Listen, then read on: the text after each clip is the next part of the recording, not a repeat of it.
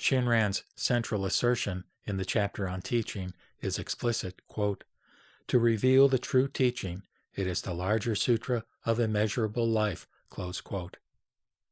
The importance of this statement becomes clear when we consider that for Honen there were 3 sutras that formed the scriptural foundation of the Pure Land teaching: the larger sutra, the smaller sutra, and the contemplation sutra. Moreover, Honen, following Shantao, developed his teaching of birth through the Nembutsu on the basis of the contemplation sutra in particular.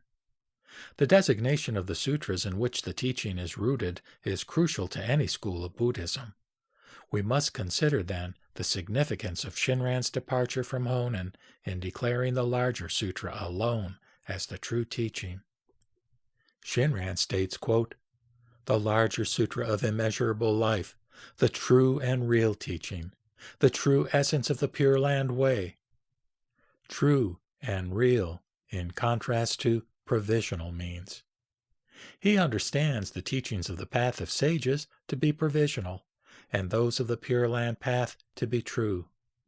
Further, he considers that the Contemplation Sutra and the smaller sutra are provisional.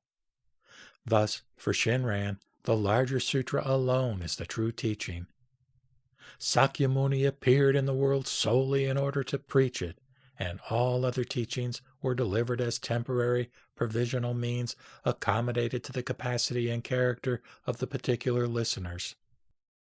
Shinran developed this distinction of true and provisional in the Pure Land teachings to clarify, quote, "the true essence of the Pure Land way," close quote, that Honen had imparted to him. By distinguishing between true and provisional, he sought to illuminate the nature of the Nembutsu practice that indeed results in attainment of Buddhahood. According to Shinran, the source of the distinction of true and provisional is to be found in the vows of Amida taught in the larger sutra.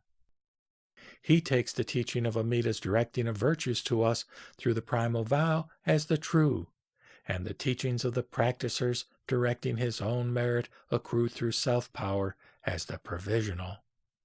The former is expressed in the 18th vow, the latter in the 19th and 20th vows.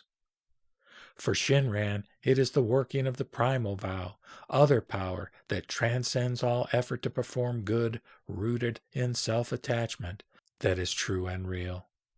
He calls this working Jinnen, which he defines as meaning of itself. It is not through the practicer's calculation. One is made to become so through the working of Amida's vow.